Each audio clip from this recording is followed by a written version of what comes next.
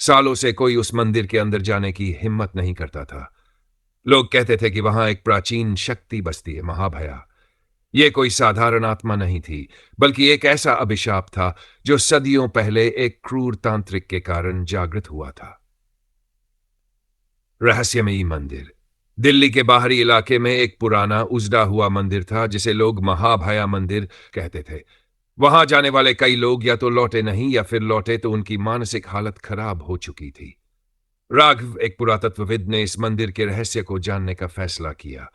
वह अपने 4 साथियों निहारिका, अर्जुन, समीर और रितेश के साथ वहां पहुंचा।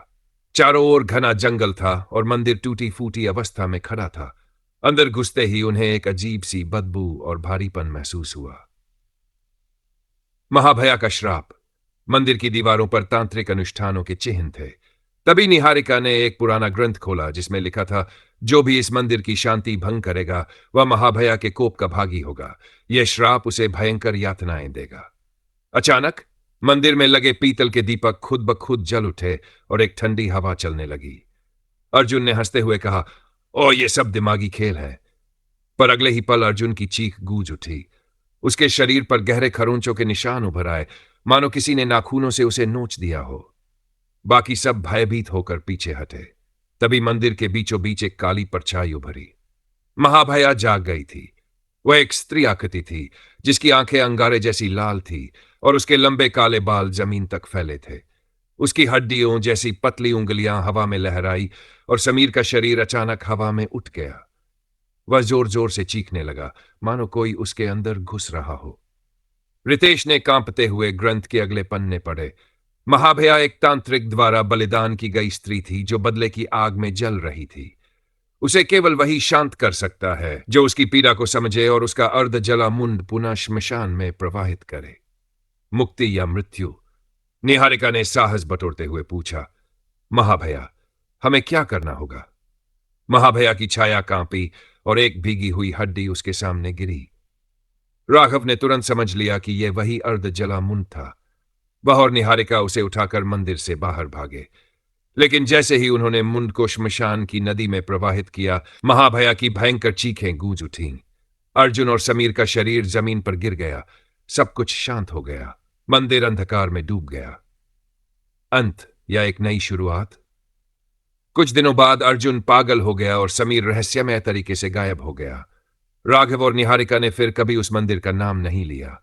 लेकिन रात में जब हवा सरसराती थी तो उन्हें एक धीमी फुसफुसाहट सुनाई देती थी।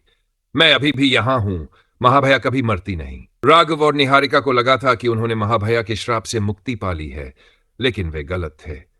अर्जुन की पागल अवस्था और समीर का रहस्यमय ढंग से गायब हो जाना बस एक चेतावनी थी। भय की नई रात। राघव अपने घर में अकेला बैठा था। उसके सामने पुरानी किताबें बिखरी हुई थीं, जिनमें महाभया और तंत्र मंत्र के रहस्यों का उल्लेख था। वह जैसे ही पन्ने पलट रहा था, अचानक कमरे की लाइट चपकने लगी। अचानक उसे लगा कि उसकी परछाई दीवार पर हिल रही है, लेकिन वह खुद बिल्कुल भी नहीं हिला था। उसके कानों में एक धीमी फुसफुसाहट गूंजी। तूने मेरी मुक्ति समझी थी, लेकिन यह तो बस शुरुआत थी। राघव का शरीर कांप उठा। तभी आईने में एक आकृति उभरी। महाभया। उसकी आंखों से लहू टपक रहा था और उसके लंबे बाल हवा में लहरा रहे थे। निहारिका की राघव तुरंत निहारिका को कॉल करने लगा, लेकिन फोन बार बार कट रहा था। आखिरकार जब कॉल लगी तो दूसरी तरफ से निहारिका की डर से भरी आवाज आई, राघव, महाभया वह यहां है, मुझे बचाओ। इसके बाद फोन पर एक भयानक चीख सुनाई दी और लाइन कट गई। राघव घबराकर निहारिका के घर की ओर भागा।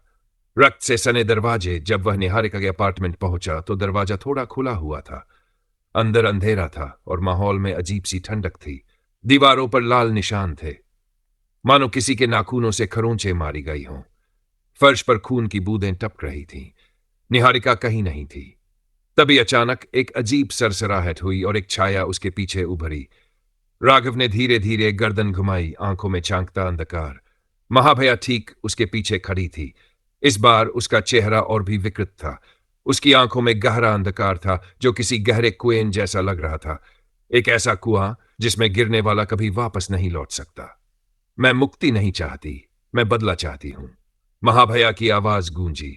अगले ही पल राघव की आंखों के आगे अंधेरा छा गया। एक नई सुबह, लेकिन जब वह उठा तो वह एक अस्पताल के बेड पर था।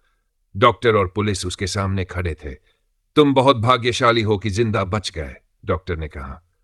राघव ने हड़बड़ाकर पूछा, निहारिका कहाँ है? पुलिस अफसर ने गंभीर आवाज में जवाब दिया, निहारिका? तुम्हारे अपार्टमेंट में तुम अकेले थे, वहां किसी और का कोई सुराग नहीं मिला। राघव की रीढ़ में ठंडक दौड़ गई। क्या महाभया ने निहारिका को अपने साथ कहीं और खींच लिया था? और अगर हां, तो अगला कौन था? कमरे में हल्की हवा चली और खिड़की के शीशे पर धीरे धीरे एक धुंधला हाथ उभरने लगा।